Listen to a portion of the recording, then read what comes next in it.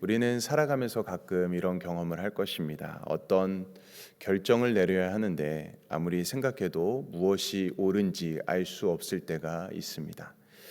특히 예상하지 못했던 일이 생기면 더욱더 그러할 때가 있죠. 예를 들어서 병원에서 건강검진을 받고 결과를 기다려본 경험들이 다들 있으실 것입니다. 의사가 아직 아무 말도 하지 않았습니다. 그런데 집에 돌아오면서 이런 생각이 듭니다.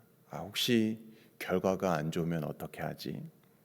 아직 아무것도 결정된 것이 없는데 마음속에는 이미 여러 가지 생각을 복잡하게 하는 것이죠.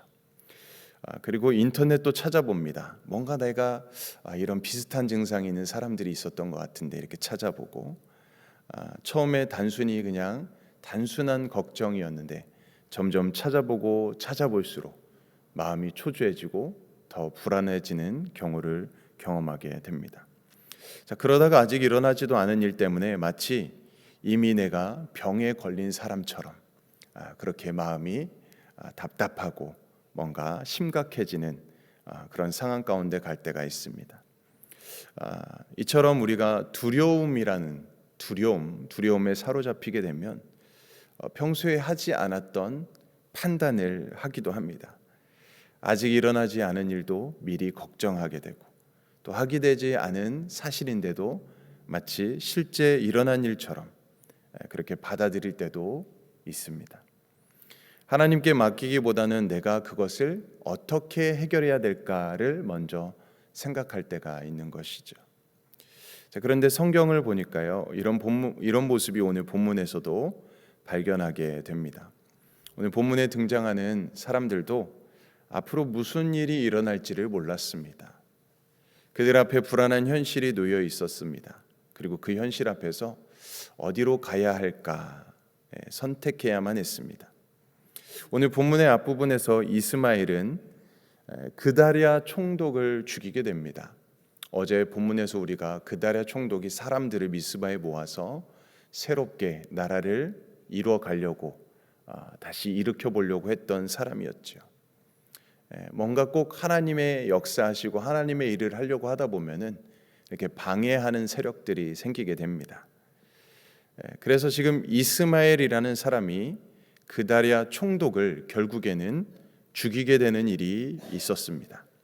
그리고 많은 사람들도 죽이고 자신의 부하들을 이끌고 도망을 가게 됩니다. 그 소식을 들은 요하난이라는 사람이 있었습니다. 요하난이라는 사람은 그다랴 총독을 죽일 것이다라는 것을 이미 알고 있었던 사람입니다. 그리고 실제 그다랴에게 그것을 미리 얘기해 주었던 사람이었습니다. 그러나 그다랴 총독이 그 말을 듣지 않았지요. 결국에는 죽임을 당하고 말았던 것입니다. 그 사람 요하난이라는 사람이 이제 이스마엘을 추격하게 된 것입니다. 그리고 마침내 이스마엘에게 붙잡혀 있던 사람들을 구하게 됩니다. 이스마엘은 이미 도망을 가게 되었습니다. 오늘 13절 말씀의 내용을 보게 되면은 이 사람들이 요하난을 보고 너무나도 기뻐합니다. 죽을 줄 알았던 자신들의 삶이었지만 요하난이 자신을 살려주려 온 것이죠. 그래서 사람들이 살아나서 기뻐합니다. 이스마엘의 손에서 벗어나게 된 것이지요. 여기까지만 보면 요하난은 백성을 구한 아주 용감한 지도자입니다. 그런데 문제는 그 다음부터였습니다. 17절 말씀의 내용을 보면 요하난과 백성들은 베들레헴 근처에 머물게 됩니다. 왜 그곳에 머물렀을까? 이스마엘이 그다랴를 죽였기 때문이었습니다. 그다랴는 바벨론이 세운 총독이었죠. 그러니 요하난은 생각했을 것입니다. 바벨론 왕이 이 사실을 알게 되면 우리에게 반드시 보복할 것이다. 이런 생각에 깊이 빠져 있었던 것입니다. 이스마엘이 저지른 일 때문에 자신과 백성들까지 위험해질 것을 이미 일어나지도 않은 일을 가지고 두려워하기 시작했던 것입니다. 요하난이 그렇게 두려워하였습니다. 그래서 17절 말씀을 다시 보면 애굽으로 내려가려고 하고 있습니다. 애굽으로 도망가려고 하는 것이죠. 애굽에 가면 바벨론의 손에서 피할 수 있을 것이라고 요하나는 생각을 한 것입니다. 자, 여기서 우리는 요하나의 마음을 조금은 이해할 수 있겠죠. 그의 판단은 전혀 이해할 수 없는 것은 아니었습니다. 오히려 어떻게 보면 더 상당히 현실적인 판단이었죠. 문제는 현실적인 판단이 하나님의 뜻보다, 하나님의 말씀보다 앞설 때 문제가 되는 것이죠. 요하나에게는 지금 당장 눈앞에 보이는 위험이 있었습니다. 그러나 하나님께서는 이미 예레미야를 통해서 유다 백성들에게 어떻게 해야 할지를 이미 말씀해 주었습니다. 그래서 요하나도 그 말씀을 따라서 그냥 그 자리에, 그 나라에 머물러 있으면 되는 것이었습니다. 그들은 하나님께서 허락하신 자리에서 하나님의 말씀만 따르면 되는 것이었습니다. 자, 그런데 요하나는 하나님의 말씀을 앞세우기보다, 우선시하기보다 자신의 생각에 갇혀 있었습니다. 그래서 자신의 계산을 앞세우기 시작합니다. 이때는 어떻게 해야 될까? 어떻게 도망가야 될까? 하나님께 먼저 묻지 않고 하나님의 말씀을 따르지 않고 자신의 경험, 자신의 지혜, 자신의 모든 삶의 방법을 간구하기 시작한 것이죠. 사랑하는 성도 여러분, 우리도 이럴 때가 있죠. 어떤 일이 생기면 하나님께 무엇을 원하실까 보다 내가 어떻게 해야 이 자리를 피할 수 있을까? 이것을 해결할 수 있을까? 내가 안전할 수 있을까를 먼저 생각할 때가 있습니다. 물론 현실을 살펴야 되겠죠. 우리가 신중하게 어떤 일에 대해서 판단해야 될 것입니다. 그러나 신앙의 사람들은 현실을 바라보긴 하지만 현실이 최종적인 기준이 되어서는 안 되겠지요. 요하나에게 애굽은 안전한 곳처럼 보였을 것입니다. 당장 생각하면 합리적인 생각이었습니다. 선택이었습니다. 그러나 신앙적으로 보면 그렇지 않았다는 것입니다. 두려움이 그의 시선을 바꾸었기 때문에 그랬습니다. 두려움에 사로잡히게 되면 하나님께서 열어놓으신 길보다 내가 보기 안전한 길을 더 좋게 보이고 더 편안한 길을 선택하게 되는 것입니다. 사랑하는 성도 여러분, 그래서 신앙생활에서 이 두려움이라는 것이 참 무서운 것입니다. 두려움은 단순히 우리의 마음을 힘들게 하는 것에서 지나치는 것이 아니라, 끝나는 것이 아니라 우리의 판단을 흐리게 만들고 우리의 판단까지 바꾸어 버리는 결과를 가져오기도 하는 것이죠. 하나님을 믿고 있을 때에는 보이지 않던 위험이 두려움이 커지면 점점 더 크게 보이는 것입니다. 반대로 하나님은 작아 보이겠죠. 두려움이 커져 있기 때문에 그렇습니다. 그래서 성경은 반복해서 우리에게 이야기하는 것입니다. 두려워하지 말라, 두려워하지 말라, 놀라지 말라. 내가 너와 함께 하겠다. 두려워하지 말라고 계속 성경은 우리에게 반복해서 말씀하는 것입니다. 두려움이 없기 때문에 믿는 것이 아니라 두려움이 있어도 하나님을 전적으로 신뢰하는 것이 바로 믿음인 것이죠. 생각해보면 요하나는 참 좋은 사람입니다. 나쁜 사람이 아니었습니다. 오히려 이스마엘에게서 사람들을 구했던, 칭찬받아야 마땅한 사람이었습니다. 자, 그런데도 두려움 앞에서 흔들리게 되었다는 것이죠. 오늘 이것이 우리에게 주는 가장 큰 교훈일 것입니다. 어제의 믿음이 오늘의 순종을 대신해 줄 수 없다는 것입니다. 어제 하나님을 잘 믿었다라고 해서 오늘 자동으로 믿음으로 사는 것은 아니다라는 것이죠. 어제 기도했다고 해서 오늘 기도하지 않아도 되는 것이 아닙니다. 어제 하나님의 말씀을 붙들었다고 해서 오늘 내 생각대로 살아도 되는 것이 결코 아닙니다. 매일매일 다시 하나님을 바라보아야 하는 것이죠.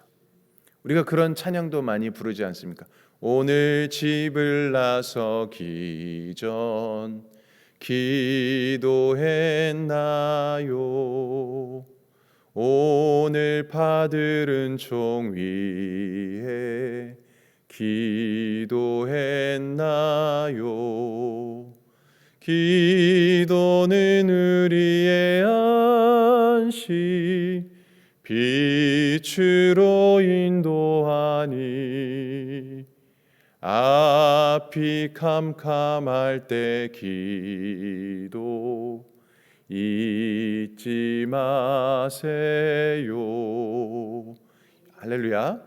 이런 찬양도 있지 않습니까? 매일매일 우리가 우리 자신을 다시 한번 기도로서 하나님께 점검하고 하나님과 교제하고 하나님 안에서 우리가 말씀 안에서 살아가는 것입니다. 인생을 살다 보면 물론 우리가 모든 것을 다 알 수 없을 것입니다. 앞으로 어떤 일이 일어날지도 모를 것입니다. 때로는 아무리 생각해도 답이 나오지 않는 그런 상황도 마주하게 되겠죠. 자, 그럴 때 필요한 것이 바로 하나님을 바라보는 것, 하나님을 전적으로 믿는 것. 하나님, 저는 잘 알지 못합니다. 그러나 주님은 다 아시지요. 하나님은 전지전능하시고 우소부재하시고 지금도 살아서 역사하시는 하나님이시기 때문에 하나님께 모든 것을 맡겨드립니다. 내가 원하는 길보다 하나님께서 원하시는 대로 하나님의 뜻대로 인도하여 주시옵소서. 우리가 매일매일 새롭게 기도하며 나아가는 것이죠. 이렇게 하나님 앞에 내려놓을 때 우리의 모든 이해되지 않는 상황이 풀어지게 되고 또 이해되지 않는 상황에서도 하나님을 전적으로 의지하고 믿을 때 하나님께서 놀라운 반전과 역사를 우리에게 이루어 주시는 것입니다.